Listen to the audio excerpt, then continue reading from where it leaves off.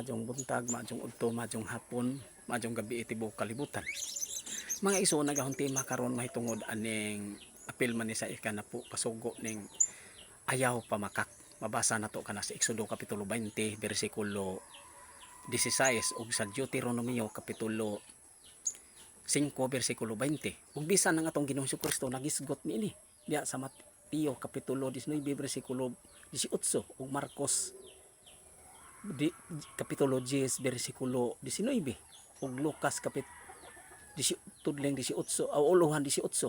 tudling 20 nga atong Ginoong Kristo nag-ingon ayaw pamakak.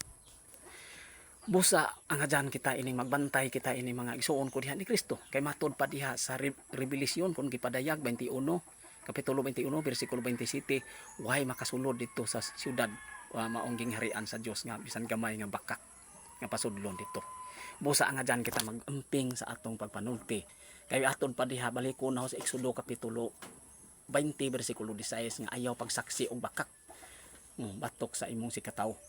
Kana bang ingon nang magsaksi ka sabi nagnaan na sila sa husgado naanay kuanto ana sila sa korte ingon ana unsa ikaw pud bisag wa ka kakita ug tinuod ba pud nga sad-an siya o wala ba musaksi po ka batok pug pagtumo-tumo atong tawhanan nga napriso bisag wa to siya sa imong tumo-tumuan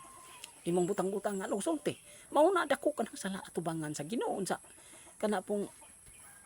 naapoy imong silingan karon nga bisag maadyo siya binuhatan imo pong tumo-tumuan kada na ang na nangawat bisag wa siya mangawat usa imong ipanulti dito sa mga silingan sa uban pang mga tawo usa kana kadakong sala kana kaimo kanang gibutang-butangan kanang tawhana ang peligro ana og masuko pud nga dihi mahimo na pong samok sa inyong mga pamilya kun maglaban-labanan ng og pananglit puro mo asawa nga ikaw pud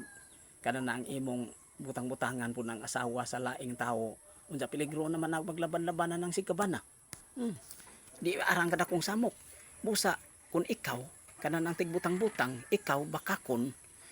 kunungan na kay sagi kaingon ko na wa ra ba gayud makasud sa gingharian sa Dios bisan gamay nga bakak.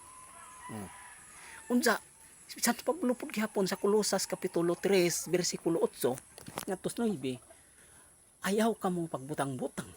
Kinahanglan bijaan na pagbutang-butang busa ikaw karon nga nakakita o nakadungog nga labi na nga tigbutang-butang ka sa imong sikataw bisag wa makasa diha nimo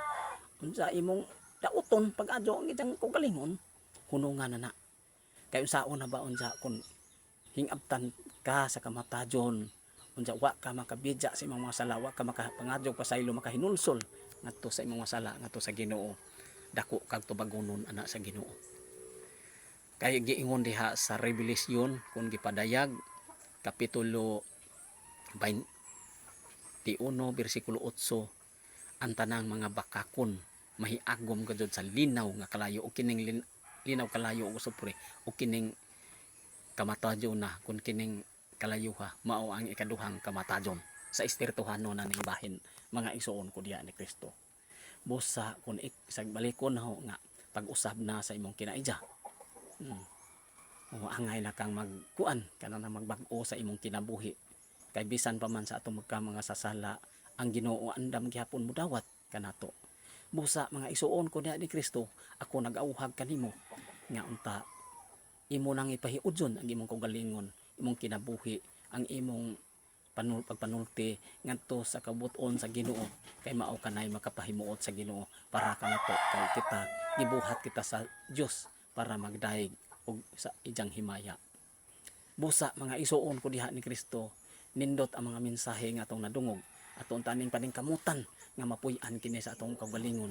aron kita mahimo pong panag-ingnan sa uban pod nga wa magpakabana diha sa mga pulong sa Ginoo kay ang ato pong mga buhat nga maadyo pod tagipakita pong kinaidya sa atong mga sikatawo kana sila pod naa mapuy madani nato pinaagi sa atong mga buhat nga maadyo o dili sa mga pulong lamang. Amen. Busa mga igsoon ko diha ni Kristo ang adyan narto mag-usab na ta sa atong kinaidya ug kinabuhi. Amen.